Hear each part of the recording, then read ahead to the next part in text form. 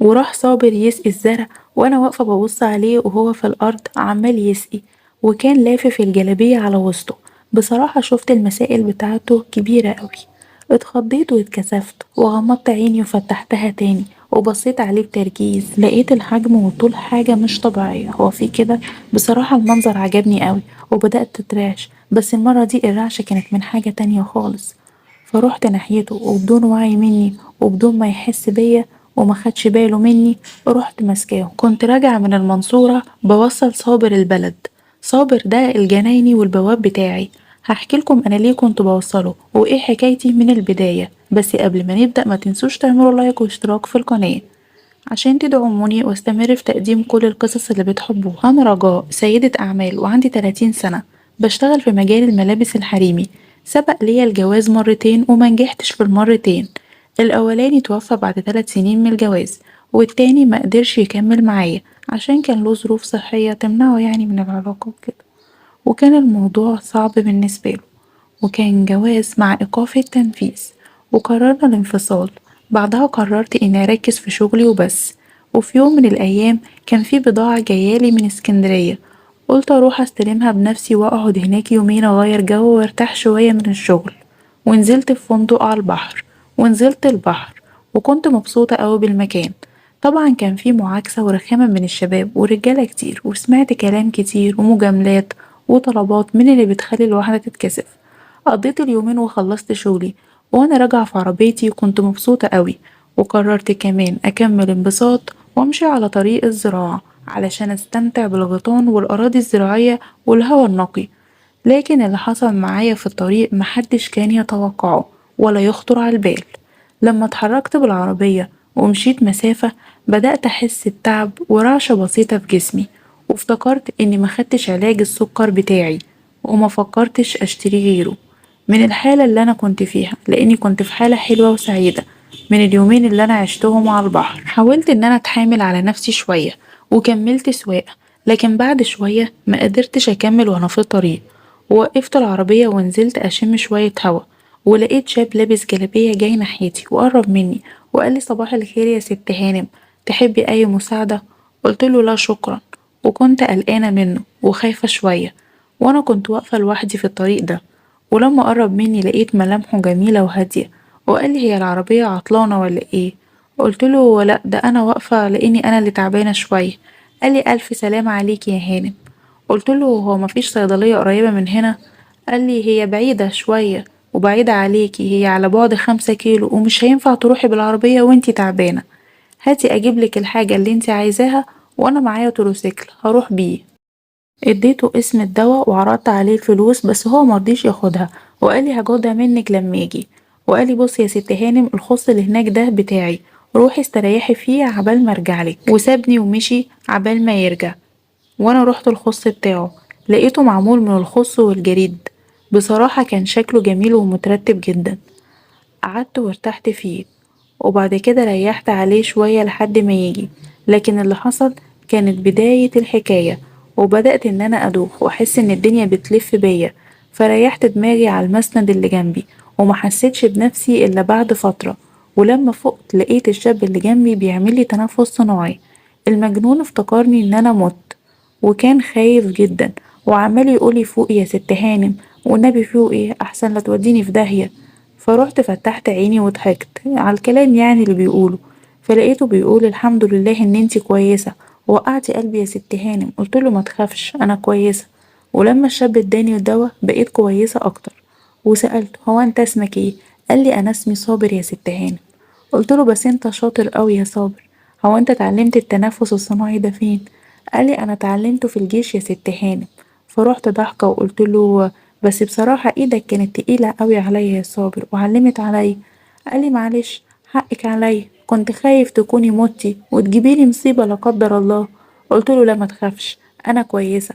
وراح قايم وجاب لي مية واخدت الدواء، وبعدها جاب لي شوية فاكهة وقعدنا اكلناهم مع بعض.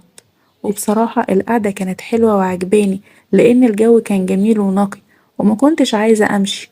قلتله بصراحة بلدكم جميلة أوي يا صابر. قالي وانتي حليتيها بوجودك يا ست هاني. وراح صابر يسقي الزرع، وأنا واقفة ببص عليه وهو في الأرض عمال يسقي، وكان لافف الجلابية على وسطه. بصراحة شفت المسائل بتاعته كبيرة قوي. اتخضيت واتكسفت وغمضت عيني وفتحتها تاني وبصيت عليه بتركيز. لقيت الحجم وطول حاجة مش طبيعية. هو في كده؟ بصراحة المنظر عجبني قوي وبدأت تترعش، بس المرة دي الرعشة كانت من حاجة تانية خالص.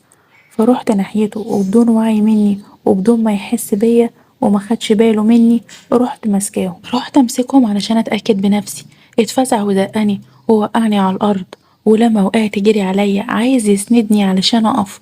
راح واقع هو كمان فوقيا، وفجأة لقيته في حضني وراح شددني ودخلني الخص وقعد ينفض في هدومي من التراب، وكان بيضرب على التوتة بتاعتي جامد قوي. قلتله ايه عاجباك كده؟ قال لي ايه اللي انتي عملتيه ده يا ست هانم؟ قلتله ايه؟ حاجة عجبتني يعني، وأول مرة أشوف حاجة بالحجم ده. مقدرتش طبعا أسيبك غير لما أمسكهم بنفسي. لقيته اتكسف ووشه احمر، وسألته هو انتوا هنا كلكم كده يا صابر؟ ما بتلبسوش حاجة تحت الجلابية؟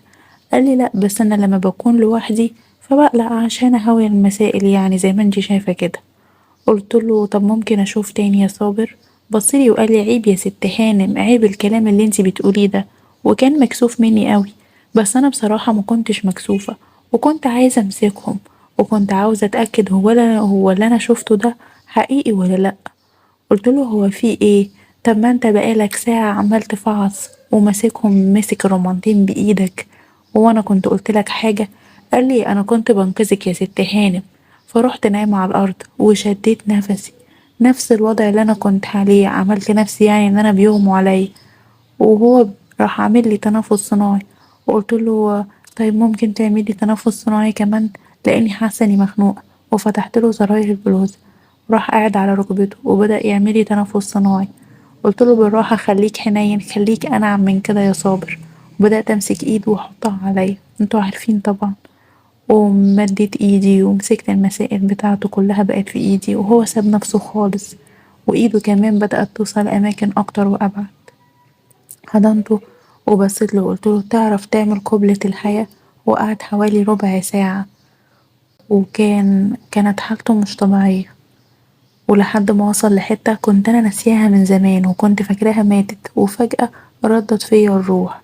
وصابر كان بيبوس فيا زي المجنون وكأنه أول مرة يشوف واحدة كده. قلتله بالراحة بالراحة عليا، انت كده هتتعبني قوي. لكن الواد ولا كأنه سمعني، ما ردش عليا ولا رفع راسه يبص عليا، وفضل يبص فيا ويبص عليا بفترة. رحت انا شداه، وبقى هو فوقي بالظبط. ما كنتش محتاجة حاجة علشان يحصل، لاني عدلت نفسي وخليت كل حاجة تتعدل لوحدها. ومن غير ما يفكر الولد لقى نفسه في دنيا تانية. كان هو ضايع خالص، الواد كان تايه، وكان في لحظة أي شاب يتمنى يكون مكانه. والواد راح في ملكوت تاني خالص.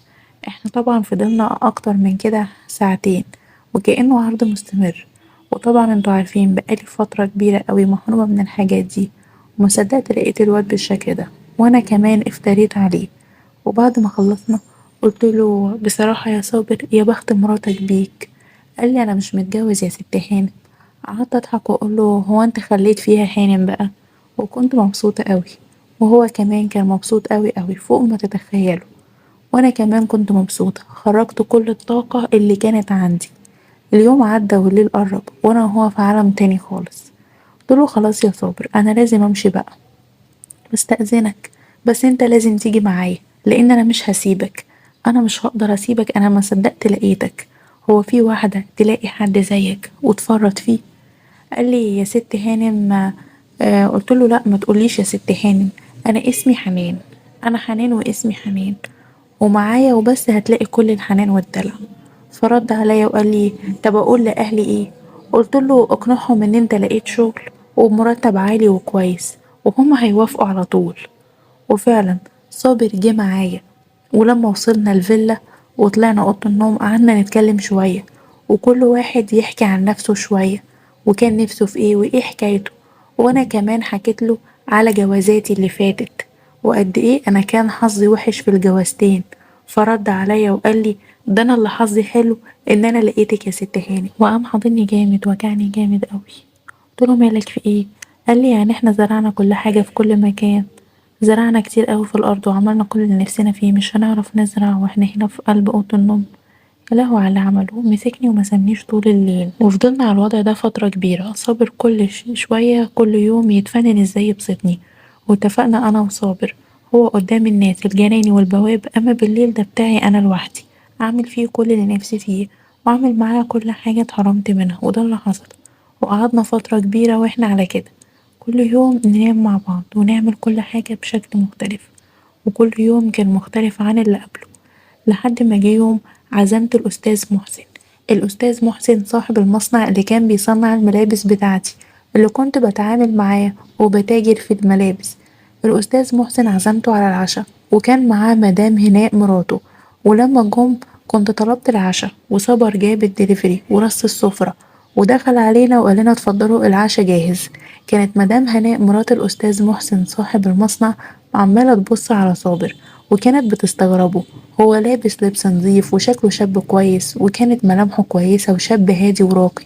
وبعد ما خلصنا عشاء ولميت السفرة، جت مدام هناء تلم معايا السفرة وقالت لي خلاص كده تمام، روحي انتي اقعدي مع الأستاذ محسن وخلصوا شغلكوا وكلامكوا، وانا هفضل هنا مع صابر في المطبخ، هنعمل حاجة نشربها ونيجي. قلتلها ماشي، واضطريت ان انا اوافق وامشي، وطلعت قعدت مع الأستاذ محسن نخلص كلامنا عن شغلنا. بس كان عقلي وتفكيري في الاتنين اللي قاعدين في المطبخ، هناء وصابر، اللي مش طالع ليهم حس. يا ترى هما بيعملوا ايه، ويا ترى هما بيتكلموا في ايه؟ ولما طلعت هناء وجابت حاجة نشربها، عرفت ان هي كانت معجبة بصابر، وقعدت تسأله بصناعة ولطافة، وتسأله هو انت مبسوط هنا؟ هو انت منين يا صابر؟ هو انت بتاخد مرتب كام؟ وعرضت عليه ان هو هيشتغل معاهم ويكون السواق الخاص بتاعهم، وعرضت عليه الشغل بمرتب مجزي جدا. ولما هنا عرضت على صابر الشغل يشتغل يعني سواق خاص وبمرتب مجزي، صابر فكر شوية ورد عليها وقال لها أنا مش هقدر أسيب الست هانم. وكان ساعتها العصير اتعمل وطلعت هي وصابر. صابر كان شايل الصينية اللي عليها العصير، ولما شفته معاها شفتهم بيضحكوا اتضايقت قوي. وهنا هناء أخدت بالها وحبت تتأكد من شكها في صابر، فقالت لصابر تعالى اقعد معانا. فصابر رفض، فراح أستاذ محسن قال له اقعد يا صابر معانا شوية، اقعد.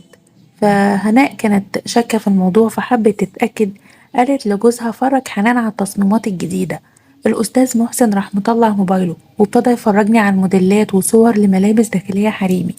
الأستاذ محسن قال لي في موديلات جميلة جدا وهتبقى عليكي روعة، وانتي تنفعي تكوني موديل لأن جسمك جميل ومتقسم.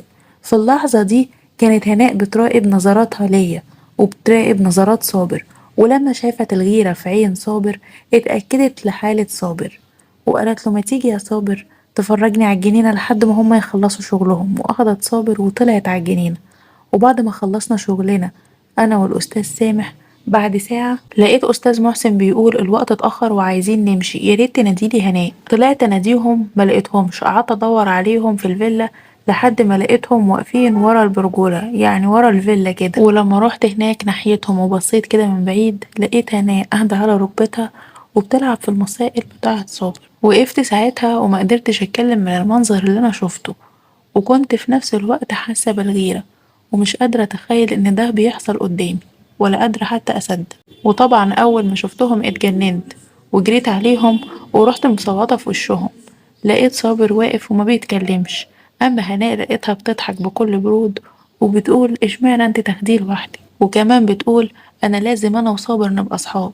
أنا رحت مبصلها ومبرقلها وقلتلها على فكرة جوزك مستنيكي جوه. في اليوم ده أنا زعلت جدا من صابر وسبته ينام في جنينة الفيلا. وتاني يوم الصبح لما صحيت ملقتش صابر موجود في الفيلا، وما كانش له أي أثر، ودورت عليه في كل مكان ولقيته مختفي. فأنا كده اتأكدت إن هو تقريبا اتفق معاها وهي اتفقت معاه على مبلغ ياخده وإنه خلاص يروح يعيش معاها.